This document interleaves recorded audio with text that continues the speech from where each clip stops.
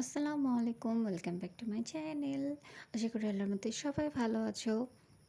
ঈদের সময় বিভিন্ন ধরনের হিট স্টাইলিং করে চুল অনেক সময় রাফ হয়ে যায়, ফ্রিজি হয়ে যায়। এই জন্যে আমি এই প্যাকটা এবং এই শ্যাম্পুটা ইউজ করে থাকি। তো যেভাবে আমি ইউজ করি আর বাসায় তৈরি করি সেটাই আজকে তোমাদের সাথে শেয়ার করব। আমি রাতে মেথি ভিজিয়ে রাখতে ভুলে গিয়েছিলাম। যদি তোমরা এমন হয়ে থাকো যে রাতে মেথি ভিজিয়ে রাখতে ভুলে গেছো, তাহলে এমন সকালবেলা ইনস্ট্যান্ট পানি গরম করতে দিবা। এর মধ্যে ২ চামচের মতো মেথি বা তোমাদের চুলের লেন্থ হিসেবে মেথি গরম করতে রেখে দিবা বা সেদ্ধ করে নিবা, যাই হোক। ১০-১৫ মিনিটের মতো পানিতে রাখার পরে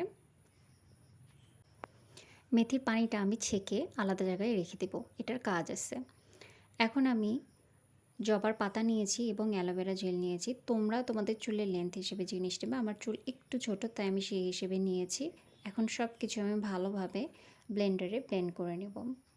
এটা সপ্তাহে ২ বার ইউজ করবা। এমনিতেও তোমরা ইউজ করতে পারবা। আর আমি হিট বা স্টাইলিং করলেও এটা ইউজ করি। এমনি সময়েও ইউজ করি। এটা চুলের জন্য অনেক ভালো। চুল এত সিল্কি, শাইনি এবং রেগুলার ইউজের জন্য চুল অনেক মোটাও হয়ে যায়, ঘন হয়, চুল পড়া বন্ধ হয়, অনেক উপকার। এই ছিল হেয়ার মাস্ক। এখন বানাবো শ্যাম্পু। তো আমি জবার পাতা নিয়েছি এবং পানি। তোমরা ইচ্ছে করলে এটাকে ডিরেক্ট ব্লেন্ড করতে পারো, বাট আমি এটাকে হালকা একটু সিদ্ধ করে নিয়ে তারপরে ব্লেন্ড করে এর জুসটা বের করে নিয়েছি। এবং আমি মেথির পানি কিন্তু আলাদাভাবে রেখে দিয়েছিলাম, তোমাদের বলেছি। সেটার সাথে এখন এই জবার পানিটা মিক্সড করে এর মধ্যে তোমাদের পছন্দের শ্যাম্পু যেটা রেগুলার ইউজ করো সেটা মিক্সড করে শ্যাম্পু করবা। যখন তোমরা শ্যাম্পু করবা এইভাবে শ্যাম্পু করবা, তাহলে চুল পড়া বন্ধ হবে। এটাও এক ধরনের টোনার হিসেবে কাজ করবে। যেহেতু শ্যাম্পু লাগে, সাথে তো আমরা ধুয়ে ফেলি না, মাথায় থাকে অনেকক্ষণ।